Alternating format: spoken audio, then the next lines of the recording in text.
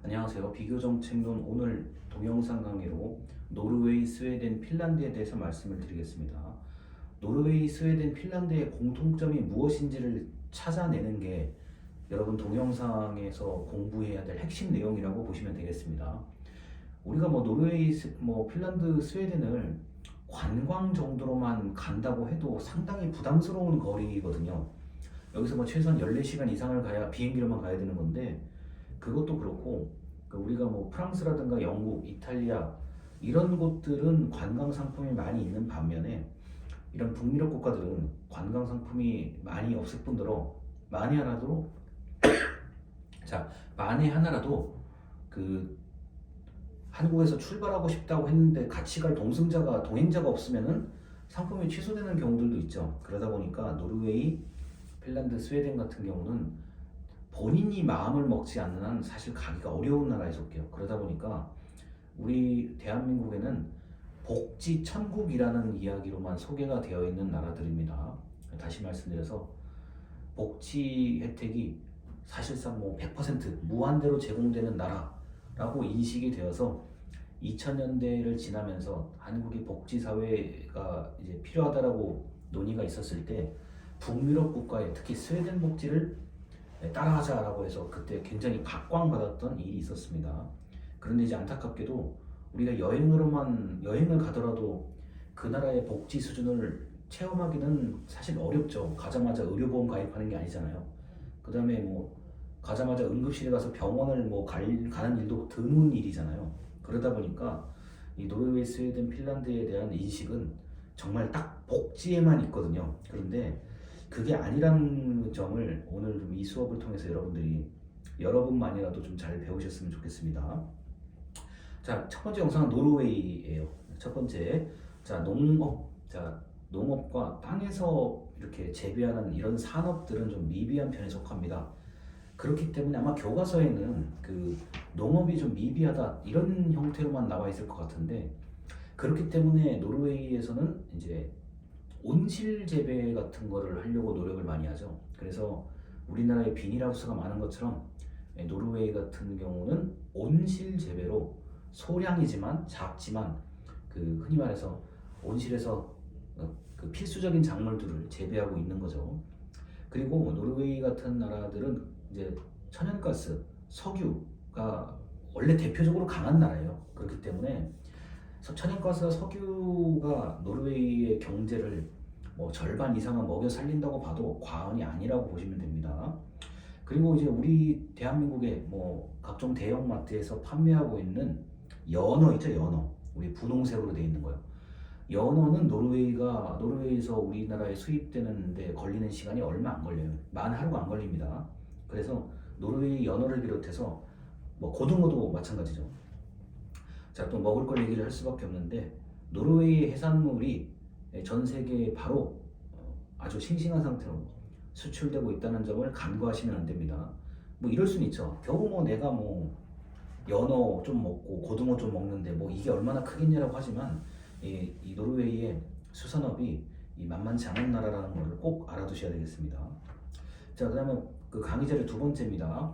자, 사회 민주주의의 대표 국가라고 할 수 있죠. 그래서 자, 국민들의 뜻을 잘 수렴하고 정치인을 투표로 뽑는 민주주의이긴 하지만 그 앞에 이제 사회라는 단어가 붙잖아요. 그래서 사회라는 단어가 붙으면 그 공동체, 평등, 형평이라는 그런 이념이 강해진다고 보시면 전혀 이해하는 데 지장이 없으실 겁니다. 그래서 스칸디나비아 반도 국가에서 노르웨이를 뿐만 아니라 그곳에 있는 국가들은 대체로 이제 사회 민주주의를 아주 꾸준하게 이어져 오고 있다는 거고요. 그러다 보니까 또 정부가 이게 기조가 잘 안 바뀌어요. 즉 국정 철학이 잘 안 바뀐다고요. 처음부터 끝까지 쭉 지금까지 이어져 오고 있는 국정 철학이기 때문에 아무래도 지속성과 일관성에서 정부 신뢰가 매우 높게 나타나는 편이고 행복 지수도 최상위권에 있는 나라죠. 자, 그래서 이 세계 대전 이후에 원래 이 노르웨이가 스웨덴이나 핀란드도 마찬가지인데 독일의 히틀러한테 한번 완전히 이게 또 점령을 당하고 또 러시아의 또 그 끊임없는 그 괴롭힘을 당하죠. 그러다 보니까 이제 그 국가 내에서 자국의 국민들끼리 똘똘 뭉치게 되는 효과를 가져오게 됩니다. 그리고 아무래도 공동체 의식이 강할 수밖에 없다 보니까 이게 평등주의 사상이 잘 스며들었다고 저는 개인적으로 그렇게 생각을 해요. 만약에 너는 너고 나는 나다 그러면은 굳이 복지 혜택을 왜 쟤는 더 많이 주고 나는 적게 주느냐, 그냥 이런 뭐 문제가 있었을 텐데, 자국민들이 똘똘 뭉치게 되는 그 이유가 제가 보기에는 평등주의, 사회민주주의를 실천하기에 좋은 요소가 되지 않았나 싶습니다. 자, 그리고 노르웨이 같은 경우는 양성평등 시각이 굉장히 강한 나라에 속해요. 그래서 여성의 사회, 정치, 그 다음에 공직 참여가 매우 활발하게 지속되고 있는 나라다라고 보시면 되겠습니다. 그리고 이제 그 노르웨이는 안정적으로 의회가 운영되었다는 점이고, 다시 말씀드리지만 의회도 그렇고 정부도 그렇고 기존의 그 원칙이나 기조가 변함없이 지금까지 이어져 온다는 게 아무래도 정부의 그 신뢰성, 투명성 이런 거에 높은 점수를 받을 수밖에 없는 거죠. 그리고 이제 기존의 정책이나 규칙에 반대가 거의 없다라고 하는 거, 그리고 권력 갈등이 낮고, 자, 그 정책의 조정, 그 뭐 찬반을 그 논의한다기보다는 그 아무래도 정책을 좀 조율하고 조정해서 통합시키는 그런 방식으로 운영이 되고 있는 거죠. 그렇기 때문에 제가 볼 때는 이게 평등주의 개념이 강할 수밖에 없는 겁니다. 자, 찬성과 반대가 심해가지고 이게 계속 싸우다가 다수결로 한다 그러면 다수결에서 진 쪽은 아무래도 이제 말을 많이 할 수밖에 없는 거고, 결국에 사람이 또 뭐 감정이 상하다 보니까 이유 없는 반대를 하게 되고 반대를 위한 반대를 하게 되는데, 물론 왜 없겠어요. 노르웨이나 이런 나라도 있겠죠. 있는데 이제 나타나는 결과는 전부 다 통합돼서 나타난다는 거기 때문에 제가 보기에는 이게 기조가 계속 유지될 수 있는 거라고 봅니다. 자, 그리고 노르웨이의 뭐 국왕 체제죠. 뭐 인스타그램에서 노르웨이를 검색을 하시면 아마 그 노르웨이 왕실 얘기가 이렇게 사진에 많이 나올 거예요. 국왕 체제고, 그 다음에 총리 중심 내각제로 국정 운영된다는 점을 아시면 되겠습니다.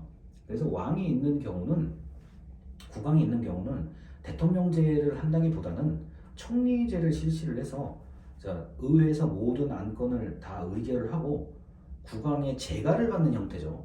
보통 이제 그 국왕이나 왕실에서는 이 국내 정치에는 일절 개입을 안 하는 걸로 돼 있는 거고, 그 명예는 지켜준다.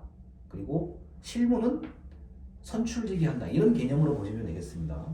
워낙 이 왕가의 역사가 깊어요. 이 동네도요. 이 동네도 왕의 역사가 깊을 뿐만 아니라 상징성이 뚜렷하기 때문에, 예, 흔히 말하는 이제 통치는 안 하지만 이제 우리의 그 정신적 지주 역할을 한다고 보시면 되는 거고요.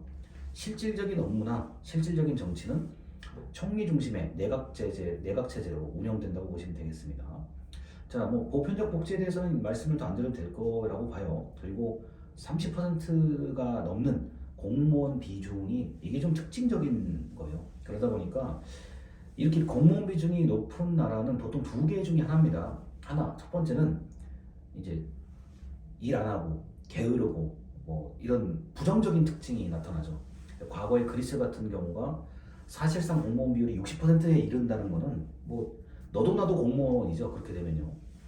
그렇게 될 경우에는 이제 뭐 굳이 뭐 내가 안 해도 누군가 하겠지.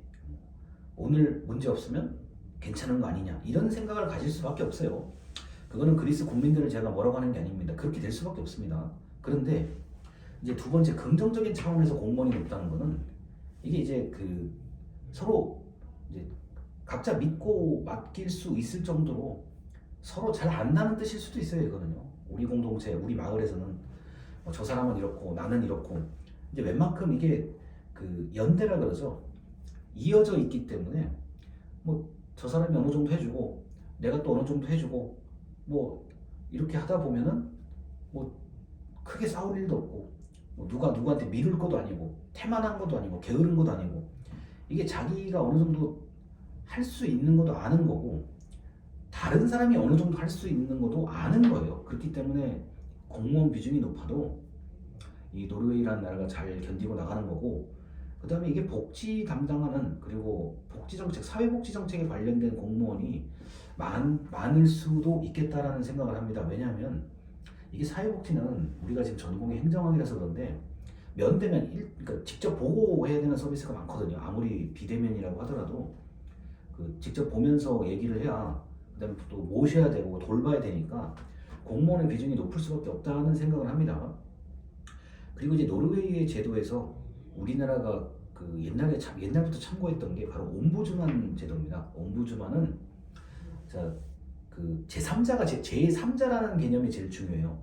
그러니까 정부와 그 이해관계자, 당사자가 아닌 제3자가 그 정부의 행정 통제를 하는 방식이 옴부즈만 제도고 우리나라에서는 이게 이제 흔히 말하는 민원, 청원, 뭐 게시판이나 댓글에 올리는 걸로 지금 우리나라는 그런 문화로 가 있는데 옴부즈만 같은 경우는 상당히 청렴하고 제3자인 게 분명하고 그 사람들이 얘기했을 때 그 권위라고 그러죠. 수용할 수 있는 말을 할 수 있는 표현을 할 수 있는 사람들이 옴부즈만이 되는 겁니다. 그러다 보니까 이 옴부즈만 제도가 이제 우리나라에서 예전에 노르웨이에 있는 걸 참고를 했고요. 그리고 옴부즈만이라는 거는 이게 그 어떤 지역 사회라든가 그 사회에 일종의 어른 같은 거예요. 이게 저도 옛날에 이걸 대학교 때 이걸 중간고사인가 기말고사에서 옴부즈만 제도를 쓴 기억이 있는데 그때는 뭐 그냥 제도로만 전 인식을 했어요. 그냥 뭐 그런가 보다 했는데 제가 좀 이걸 좀 좀 살다 보니까 이게 어떤 느낌이 드냐면은 그러니까 웬만큼 그 분야에서 또는 전체 사회에서 겪을 걸 다 겪은 사람들이에요. 뭐 그래서 그 앞에서 뭐 속일 수도 없는 거고 속여봤자 들통나는 거고 그 다음에 뭐 어느 정도 존중도 받고 존경을 받는 사람들이 옴부즈만이 되는 겁니다. 그냥 아무렇게나 뭐 그 특정한 자격이 없거나 인품이 부족한 사람이 옴부즈만이 되는 거는 없어요. 원래는 이 제도는 능력도 있고 인품도 있고 이해관계자가 아닌 제3자가 위원이 돼야만 옴부즈만이 잘 되는 겁니다.